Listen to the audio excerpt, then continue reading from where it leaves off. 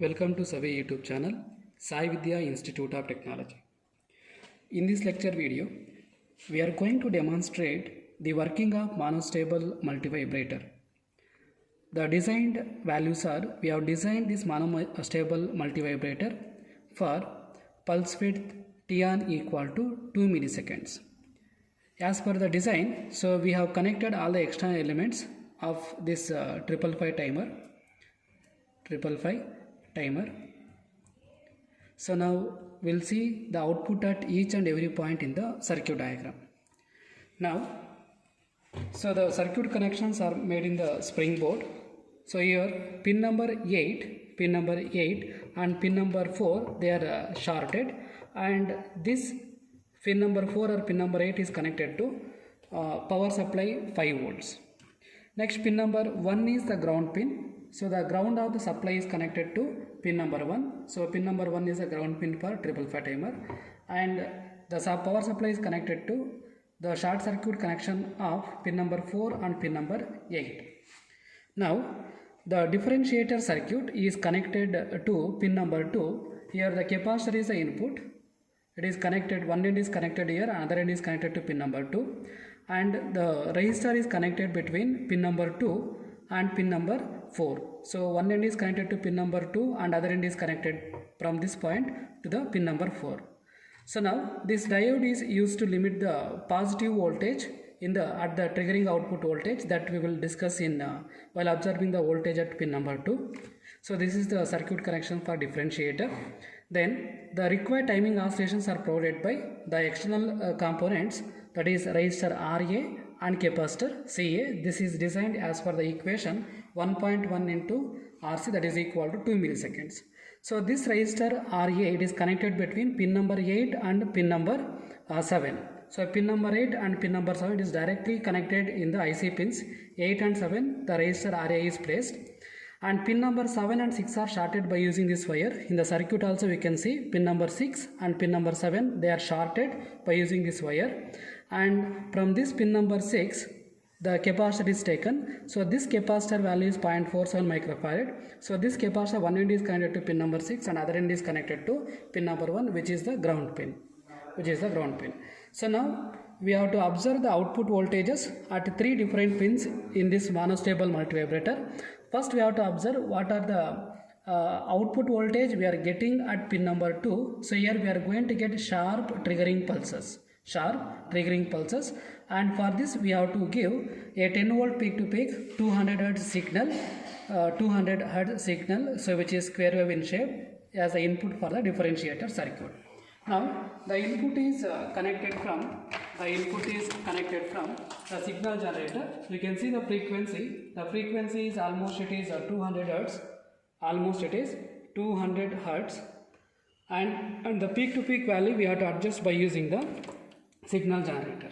So now the signal generator, it is in channel number 1. So I will connect to channel number 1, the positive end of both the probes.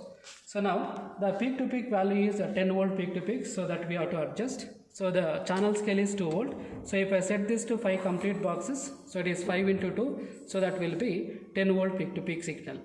10 volt peak to peak signal. So it is 1, 2, 3, almost it is 5 boxes. So now you can see, and this signal is AC, adjust the ground position, release it. So it is AC signal. So it is exactly, now it is 5 boxes into 2 volts, it is 10 volt peak to peak signal. So this square wave is given as the input signal for the differentiator circuit. So the input for the differentiator is given at one end of the capacitor. So this point is with respect to the ground. So the ground pin is pin number 1. We can make use of this pin number 1. So with respect to 1, it is connected. Now we can observe the output at each and every pin. So we can check. Now at this particular capacitor end, you can see the square wave as input signal. So this square wave is converted to sharp triggering pulses by using this differentiator circuit. If I check at pin number 2 with reference to ground, so the ground is connected now. So now we are going to get sharp triggering pulses.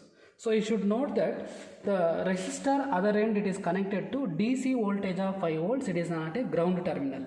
Since it is connected to DC voltage of 5 volts, so it is not having the ground. So now we have to change here instead of AC we have to change this to DC. Now this is a proper signal that we are getting at pin number 2. So you can see here it is the reference line for this particular voltage is, so this particular voltage is referenced with respect to 5 volts. So I will draw the waveform at pin number 2. The reference is at 5 volts because that is a DC. Now above that 5 volts we are getting, you can see here above that 5 volts the positive voltage is above 5, we are getting exactly 0.6 volts. Since here the diode we are using, it limits the external triggering positive voltage to above 5 volts, just it is 0.6 volts we are going to get.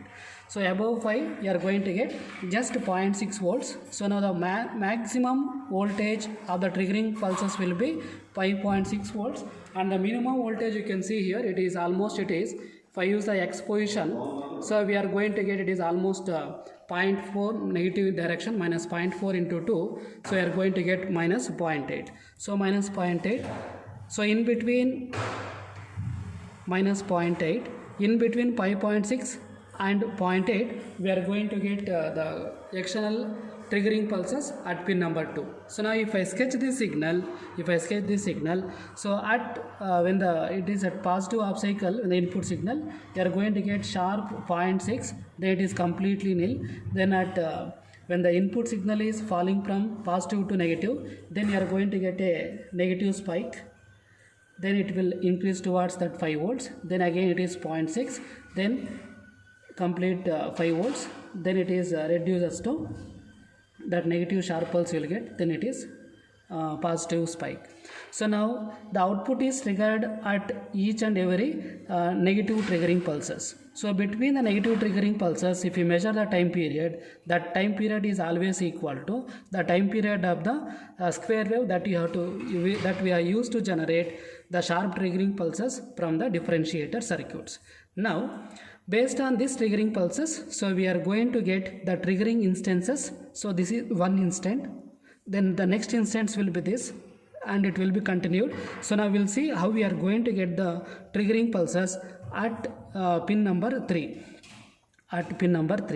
So now if we observe the output voltage at pin number 6, now I am connecting to pin number 6. So at pin number 6 you can see the capacitor is connected.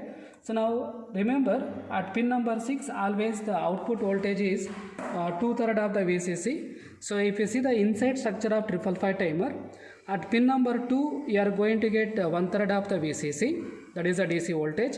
At pin number 6 you are going to get 2/3 of the VCC. Now the maximum charging voltage available for this capacitor is 2/3 of VCC. So now if you see the maximum voltage, now the VCC is exactly 5 volts. The maximum voltage is, so it is almost, it is 1.6 into 2, that is 3.2 volts. So at pin number 6 the maximum voltage what we are getting is, it is 3.2 volts. So which corresponds to 2/3 of VCC. So VCC is 5, therefore 2/3 of VCC equal to 2/3 into 5, so it is almost equal to 3.33 volts. So this is the theoretical value that we are supposed to get. Practically we are getting around 3.2 volts as a charging voltage for the capacitor. And one more, you can see the charging duration. The charging duration is, it must be equal to whatever the designed time period is there, 2 milliseconds. The 2 milliseconds we have to get. So now I'll use one more channel to observe both this charging voltage as well as the timing oscillations that we are getting at pin number 3. I'll connect this probe to pin number 3 of the 555 timer with respect to ground. So at pin number 3 we are supposed to get the required timing oscillations of duration 2 milliseconds. I'll change the mode to the dual mode. So the output also DC. So I will adjust the ground position to the exact center. So it is already in the DC mode. I'll press DC and release the ground positions. So if I'll change the time duration to TB scale of the CRO, I'll retain at the 2 milliseconds. So now we can see, so this particular signal, that is a channel number 2 signal. So now we have to measure what is the T on. So now, so the T on duration, it corresponds to charging duration of the capacitor.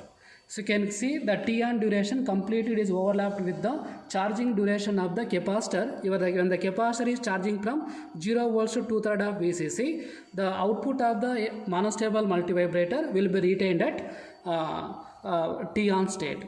When the capacitor charge suddenly becomes 0, then the output also becomes equal to 0. Now these on state durations for the capacitor, so it is the same durations as the triggering pulses we are getting at pin number 2. So now instead of output pin number 3, I'll replace it position to pin number 2. You can see the triggering instances. Here the negative triggering pulse. So here the triggering pulse, it is starting from this point. So it is charging towards the positive voltage, that is 2/3 of the VCC. So the next charging starts at the next negative pulse. So from here it starts to the next 2/3 of VCC.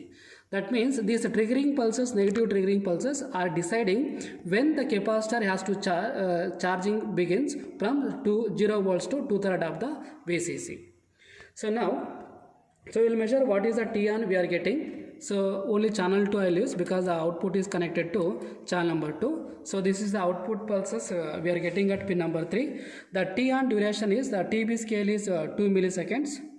Now the T-on is, so from this point to this point, so it is a complete T-on. It is almost, it is 1 box into TB scale is 2 milliseconds.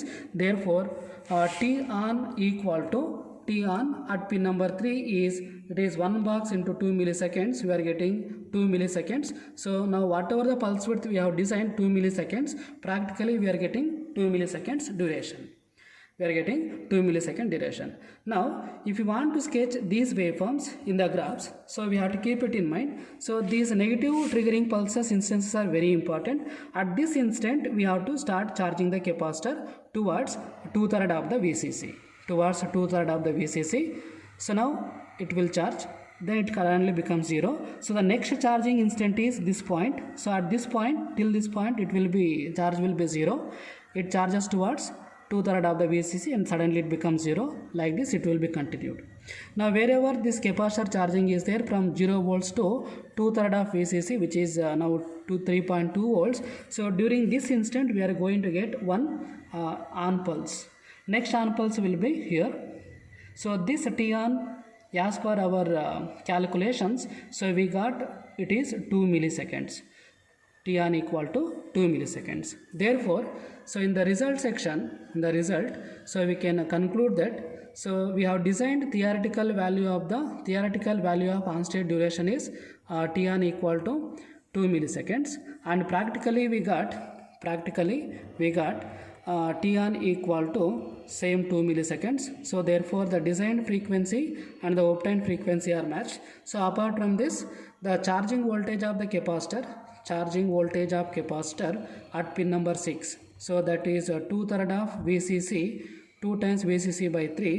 So practically we got 3.2 volts practical value. So its theoretical value is 3.3. These two voltages also matching.